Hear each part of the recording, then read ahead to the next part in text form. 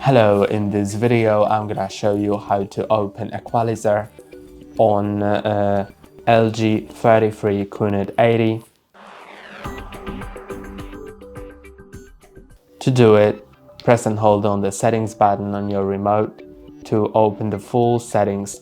Then go to sound and find advanced settings.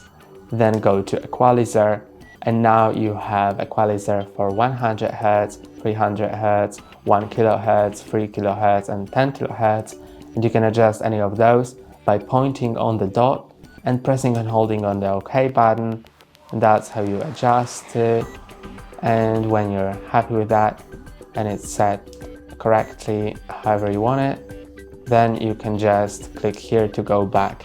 And that's all for today. Don't forget to like and subscribe. See you next time.